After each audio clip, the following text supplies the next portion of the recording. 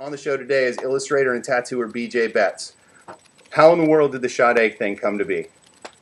Well, man, I tattooed a few of the guys in her band that have been with her since the inception of Sade, and who I got in contact with through a really good friend of mine who was the man over at Fender Guitars.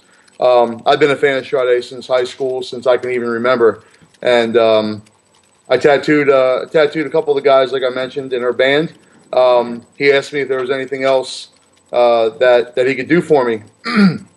I said, man, I'd really love to meet Sade. I know she's real reclusive and doesn't really, do a lot of personal appearances when she's done with her show.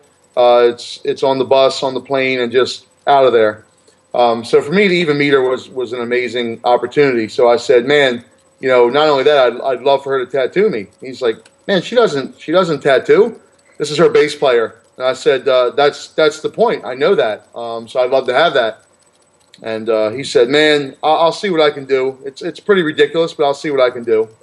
Next day, he calls me up and said, man, we just had our meeting, our pre-show meeting. I brought it up to her, and she says she'll do it. You just need to be here by, whatever time. No problem. Got done tattooing, called my wife, said we're going over to Atlantic City. Here we go. We're going to get tattooed by Sade, which I just completely discounted as not even going to be possible still. Just one of those things where, somebody tells you it's going to be, but it just a lot of times it's not. So, I have a couple hours, time's going fine. We get to the venue. Well, I'm getting close to the venue.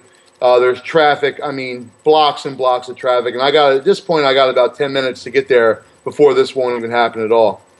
So, her manager is calling me, the promoter's calling, like, where you at, whatever. I said, man, I can see where I have to be, but I'm about 8 or 10 blocks away, and bumper-to-bumper traffic in Atlantic City in the summertime, it was a mess.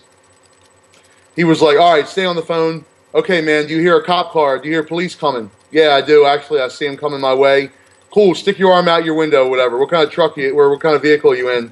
And tell them to stick my arm out the window, over here we go. And they basically, cops made a U-turn in the middle of the street, told me to follow them. I get to the venue, basically a police escort to go get tattooed by Sade, which is pretty ridiculous. So I get to the venue and hop out of the car. They're like, oh, we'll park. Just give me the key. Let's just go. They're throwing lanyards around my neck and my wife and my daughter.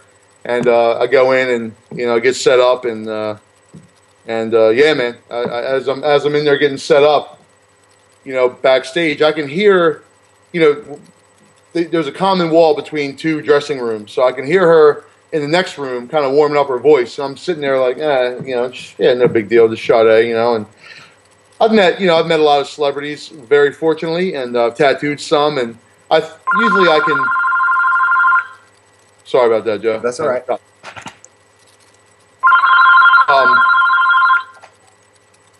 So generally, I can keep it together for the most part, I think, and don't really try and fan out. But in this case, man, I got all set up and trying to keep it together. And my buddy Paul, he says, "Man, you ready to go? You all set up? I'm going to go next door and grab her." And so she comes in and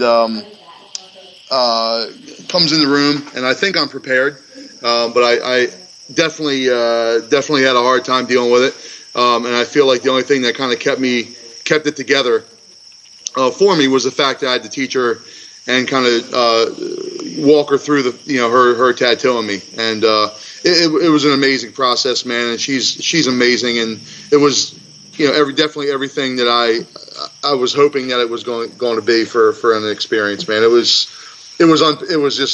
great, yeah. So that's it, man. And she lived up to your expectation as an artist and as a person. As an artist, yeah, the tattoo is terrible. You know what I mean? But I'm the only one that has this tattoo. So what can you say?